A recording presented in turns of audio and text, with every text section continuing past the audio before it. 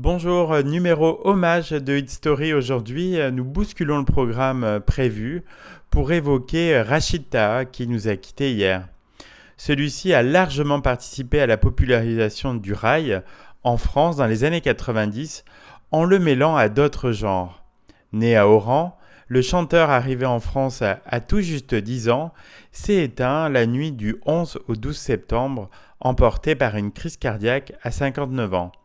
Après 35 ans de carrière et 10 albums, un 11e terminé avant sa mort devrait voir le jour en 2019, Rachid Taha laisse derrière lui un répertoire varié, teinté de sonorités empruntées à son pays natal, ou encore au rock, au punk ou à l'électro. Tu peux chanter le rail sur du reggae, sur de la techno, sur du blues. Il n'y a aucune règle, assurait-il en 2016. Personnellement, j'ai eu du mal à choisir parmi ces nombreux tubes pour ce Hit Story, entre 12 France, Abdelkader, 1, 2, 3 Soleil. Et finalement, l'évidence s'est portée sur l'incontournable Ya Raya. S'il ne fallait en retenir qu'un, il pourrait s'agir de ce morceau paru en 1998. Ya Raya n'est autre que la reprise d'un titre signé par Daman El Arachi, figure du Shahabi, ce genre musical algérien et marocain qui s'est développé en opposition à la musique noble et savante. C'est sur son 4e album, baptisé Diwan, que Rachid Taha reprend cet hymne populaire cher aux immigrés algériens.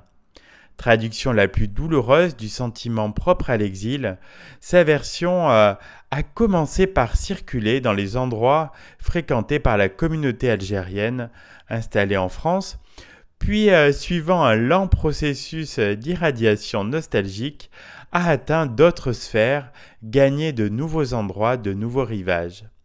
Avec son ambiance très Costa Rica, le clip semble avoir favorisé l'installation de cette chanson dans les foyers. Rachid Taha avait confié que quand sa version était jouée dans les cafés en France, les gens se demandaient quel en était l'interprète. Certains pensaient qu'il pouvait s'agir d'un remix de la version originale, d'autres croyaient entendre le fils de Daman El Arachi.